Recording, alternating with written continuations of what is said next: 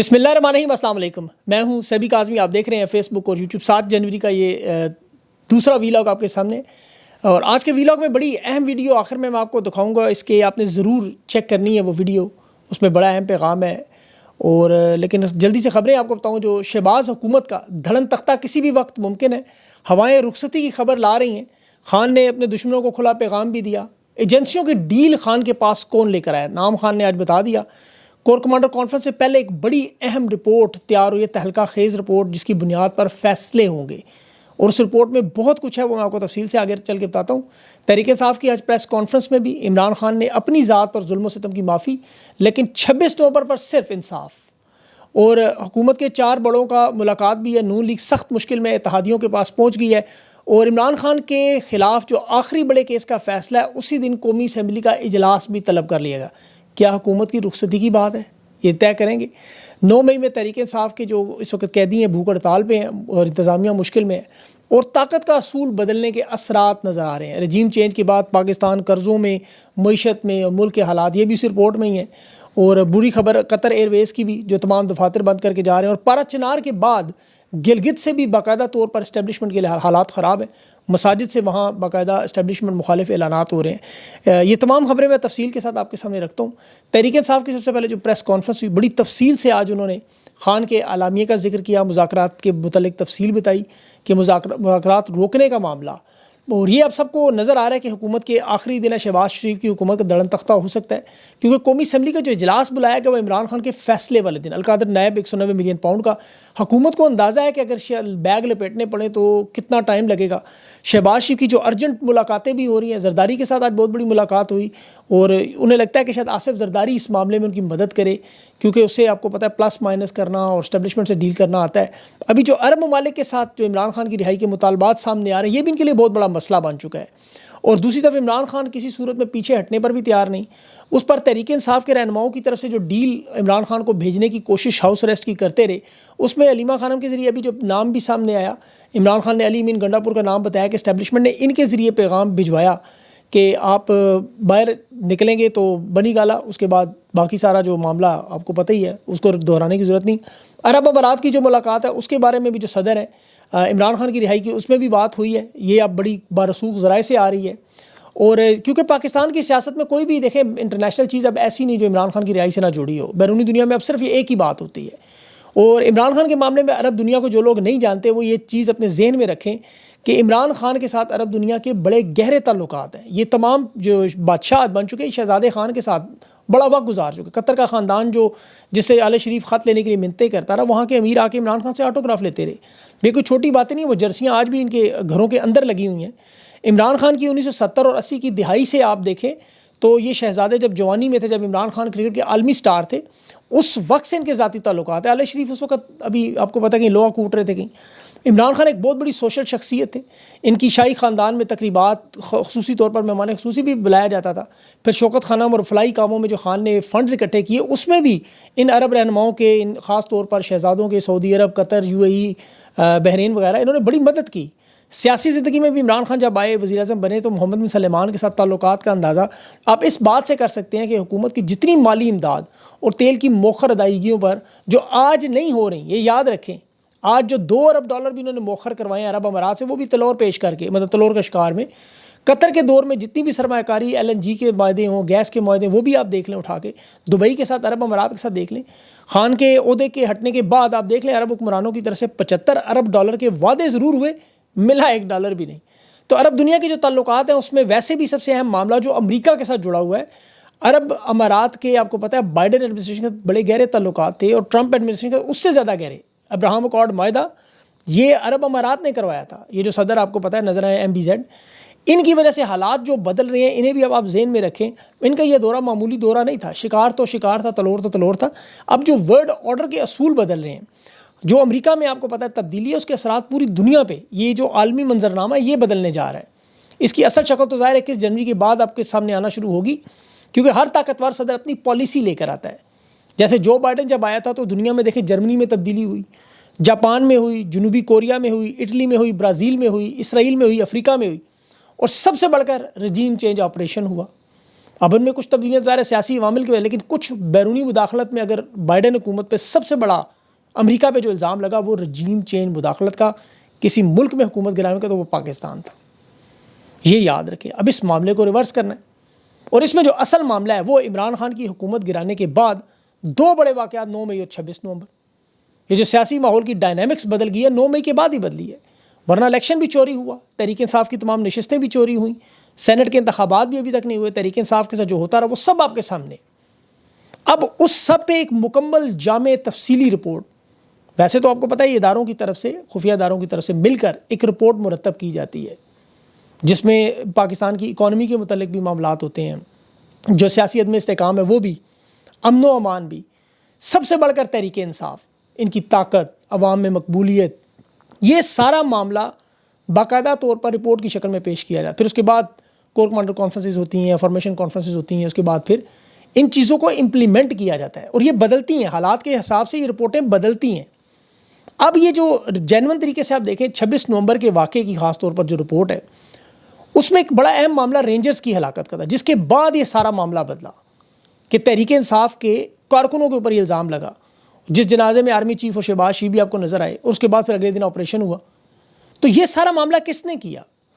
وہ کون تھا جسے پتا تھا عمران خان کی حکومت گرانے کے وقت بھی آپ کو یاد ہو تو جسے پتا تھا کہ یہ باجوہ کی اور عمران خان کی ملاقات سبوتاج کی گئی تھی وزیر آباد میں قاتلانہ حملے کا. تو یہ ساری انفارمیشن، پھر یہ کہ گولی چلانے کا حکم کس کی طرف سے آیا، یہ اب سارے معاملات اثر نو دیکھنا مجبوری بن چکی ہے، کیونکہ اب معاملہ ذمہ داران کا تعین کرنا. اس میں دیکھیں نون لیگ کی جو قیادت ہے وہ اور اسلام آباد پولیس، یہ 2 اس ذمہ دار ٹھہرائے جا سکتے ہیں. اور اس کا بہت بڑا آپ کو پتہ ہے اعجاز الحق کا اور ان باقی لوگوں کے اس میں انٹرویوز ہیں، بیانات ہیں، ان کی روشنی میں آپ کو دیکھیں تو یہ سارا معاملہ آپ کو سمجھ آ جائے گا.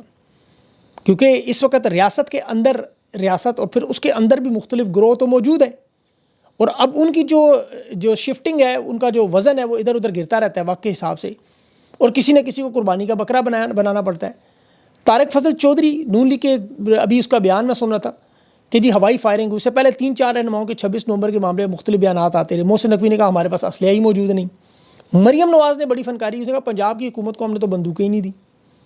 اب یہ سب لوگ اپنی اپنی ذمہ داری سے اسی لیے بچنا چاہتے کہ معاملہ بڑا ہونے جا رہا ہے. شہباز شریف نے فوراً اس وقت کہا تھا جی، آرمی چیف نے اس معاملے کو بڑے اچھے طریقے سے سنبھالا. آرمی چیف نے جواب دیا تھا اس وقت کہ ہمیں تو حکومت نے بلایا. اب یہ پہلے ہوائی فائرنگ، پھر خالی بندوقیں، پھر کہتے جی اسلحہ نہیں تھا. وہ کاشف عباسی نے اسے پوچھا بھی کہ اگر خالی بندوقیں تھیں تو پر گولیاں کو کہتے ہیں ربڑ کی چلتی نہیں. تو اب جو نون لیگ کی طرف سے دیکھیں جو گروپ ہے باقاعدہ طور پر جو ان کو مذاکرات کو سبوتاج کرنے کا جن کا کام ہے، وہ جو اس عمل میں بڑے کامیاب نظر آ رہے ہیں. میں آپ کو یہ بھی بتا دوں، تحریک انصاف کی کمیٹی کی جو عمران خان سے ملاقات نہیں ہونے دی جا رہی، اسپیکر ایاز صادق نے عین وقت پر حکومت سے جواب لے کے بتانا تھا، لیکن اس نے کوئی جواب نہیں دیا. اور پھر دیکھیں جیل میں جب ملاقاتیں کرواتے تھے صبح 7 بجے دروازے کھول دیتے تھے، لیکن یہاں مذاکراتی ٹیم سے اگر یہ معاملات ٹھیک کروانے تو دروازے کھلے ہوتے. اسی لیے عمران خان نے بڑا سوچ سمجھ کر 31 جنوری کی تاریخ دی ہوئی ہے. اور اب تو دیکھیں یہ جو لفظ آتا ہے نا ان کی طرف سے ڈیل کا، اس پہ تو ہم سب لوگوں کو بھی، عمران خان کو بھی، سب کو چڑ ہو گئی ہے. ایک اتنی تھوک کے حساب سے پیغامات ڈیل کے، علیمہ خان نے بھی آج یہ بات کی کہ مختلف سورسز سے جو پیغامات آتے ہیں، چڑ ہو گئی ہے کہ لوگ ڈیل کی جو بات کرتے ہیں. انہوں نے ایجنسیوں کا ASI کے نام بھی لیا، اور باقاعدہ طور پر انہوں نے بتایا کہ خان کے بچوں سے بات نہیں کرنے دے رہے، ڈاکٹر سے چیک اپ نہیں کرنے دے رہے، کتابیں نہیں دے رہے. اور دوسری طرف حکومتی اراکین کہہ رہے ہیں یہ خان کی جو ٹویٹ آئی تھی کل اس کی وجہ سے ہے. حالانکہ دونوں پارٹیوں کے مذاکرات میں بات طے ہوئی تھی کہ جو بیرونی حالات ہوں گے اس کا مذاکرات پہ اثر نہیں پڑے گا، چاہے وہ بیانات ہوں، انٹرویوز ہوں، عدالتوں کے فیصلے ہوں، تقاریر ہوں. تو میں تو خیر اس چیز کو ماننے پہ تیار نہیں ہوں، لیکن اب جو حالات بنتے جا رہے ہیں اس میں اب شہباز شریف کی حکومت بچنا بڑا مشکل نظر آ رہا ہے مجھے، بہت مشکل. کیونکہ جو رپورٹ ہے اس میں خان کی حکومت گرانے کے بعد اب تک دیکھا جا رہا ہے مجموعی طور پر پاکستان کی معیشت کہاں ہے، قرض کہاں سے کہاں پہنچ کے 27 سے 30 ہزار ارب کا اضافہ یہ اس حکومت نے کر لیا ہے. آپ کو پتہ ہے 43 ہزار خان کے دور میں تھے، آج 80 کے قریب پہنچ چکے. رجیم چینج آپریشن کے بعد سے لے کر اب تک کا جو نقصان اکٹھا کیا جا رہا ہے، اگر یہ حکومت موجود رہی تو 2025 میں یہ قرضہ 1 لاکھ ارب کے قریب پہنچ جائے گا. ورلڈ بینک کی رپورٹس آ رہی ہیں 1 کروڑ 30 لاکھ غربت سے نیچے چلے گئے. پاکستان کی ایکسپورٹ کے بارے میں آ رہی ہیں، نیپال سے بھی نیچے جا چکی ہیں. بنگلہ دیش تو پہلے ہی بہت آگے نکل چکا تھا ہم سے. اب اس خطے میں 9 ممالک سے پاکستان کی برآمدات اس وقت سب سے نیچے ہیں. آپ دیکھیں کہ 2 ارب ڈالر کے قریب ہماری جو 12 ارب ڈالر جو بنا ٹوٹل اس کا 12% بنتا ہے، مطلب جو ہماری برآمدات ہیں ایک دیوالیہ ہوا ملک آپ دیکھ لیں سری لنکا اس کی مثال سے کہ جی ڈی پی ان کا 30% سے زیادہ جو ہے وہ ان کی برآمدات 18% بنتی ہیں، ہماری 12 ہیں، وہ دیوالیہ ہے۔ پی آئی اے کے یہاں نئے روٹس کی نئے جہازوں کے منجن بیچنے کی بات کرتے ہیں، حالانکہ حالت سب کو پتہ ہے کہ پی آئی اے کی بھی جو حالیہ بولی لگی اس میں ایک پارٹی نے بھی دلچسپی نہیں لی۔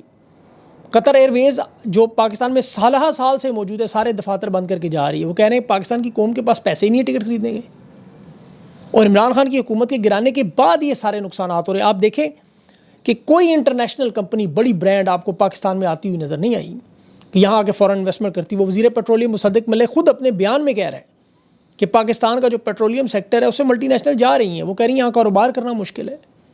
جس اسٹاک ایکسچینج پہ آپ کو اچھلتے ہوئے نون لیگ کے لوگ نظر آتے ہیں، وہ یہ نہیں بتاتے کہ اسٹاک ایکسچینج میں ٹوٹل کمپنیاں ہی 540 کے قریب ہیں۔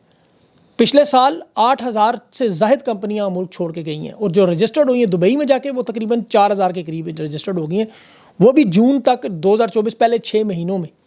اب آپ اندازہ کریں کہ ان حالات میں کہ رپورٹ کیا بنے گی معیشت کی، اور صرف اس کی نہیں، امن و امان کے حالات دیکھ لیں کہ 1 جنوری سے آج 7 تاریخ ہے، 11 سیکیورٹی اہلکار جان سے جا چکے ہیں، اور 2 سالوں کا اگر آپ حساب کریں بیٹھ کے دہشت گردی کے حملوں کا، 2023 میں 645 حملے ہوئے اور اب 693 لوگ اس میں جانوں سے گئے، اور اب 70% اضافہ ہوا ہے 2024 میں، 23% اضافہ ہوا ہے ہلاکتوں میں، ٹوٹل 2500 سے زیادہ لوگ جو ہیں وہ شہید ہو چکے ہیں۔ روزانہ 2-3 فوجی جو ہیں سیکورٹی فورسز کے کبھی خیبر پختونخوا میں کبھی بلوچستان میں جگہ جگہ ان حملوں میں جا رہے ہیں۔ تو پھر پاکستان کے لوگوں کے ساتھ جو ہو رہا ہے، عوام کے ساتھ، آج 9 مئی کے جو جیل میں قیدی ہیں وہ ہڑتال کر رہے ہیں، انتظامیہ مشکل میں اب کریں کہ اتنی لوگوں کو کس طرح کھانا زبردستی کھلائیں۔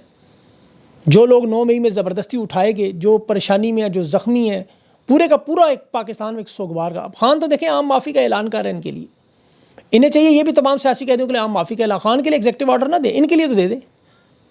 عدلیہ ایک بالکل ناچنے والی رکھیل بنی ہوئی۔ سپریم کورٹ میں آج حفیظ اللہ نیازی روسٹرم پہ بات کر رہا تھا اپنے بیٹے احسان نیازی کی، جج امین الدین اسے کہہ رہا ہے کہ آپ اب سیاسی باتیں نہ کریں۔ انہوں نے کہا میں تو اپنے بیٹے کی بات کر رہا ہوں، جس کی آپ کا شکریہ کہ آپ کی وجہ سے وہ اس کو سزا مل گئی ہے، اسے اب باقیوں سے الگ تھلگ کیوں رکھا، اسے بھی قیدیوں کے ساتھ رکھے، کم سے کم سہولتیں تو دیں جو ہر قیدی کا وہ استحقاق ہے۔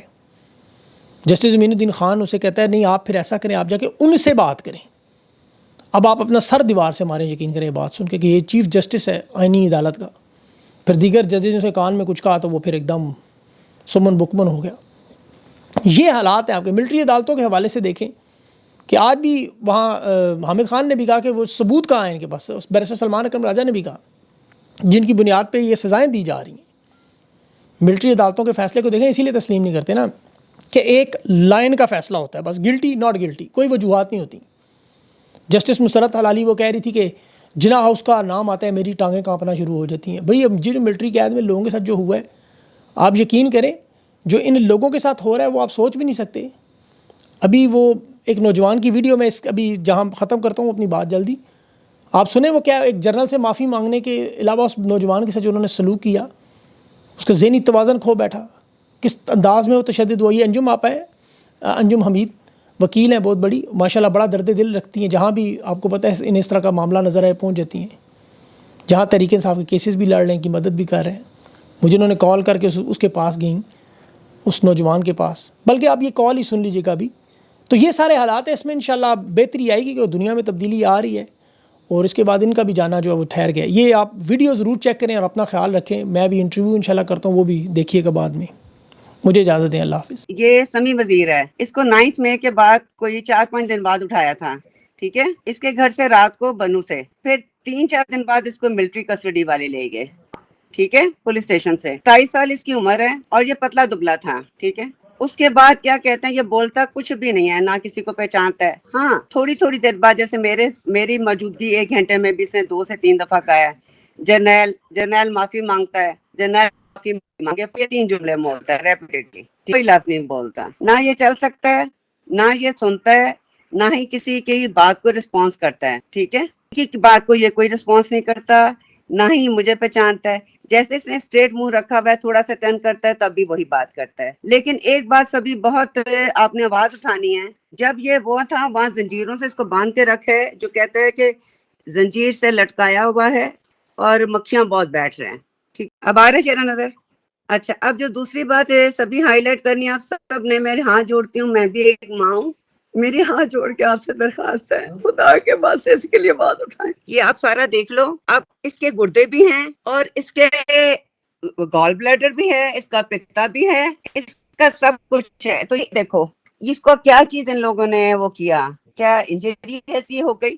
اب میں نے اس کو کہا پرائیویٹلی اس کو فوراً داخل کرائیں.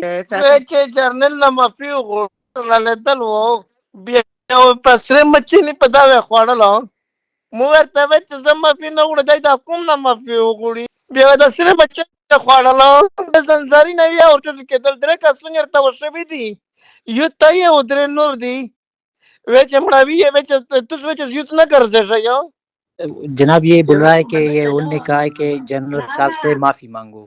پھر وہ یہ بند بولتا ہے کہ میں کیوں معافی مانگوں، جنرل ہے کون؟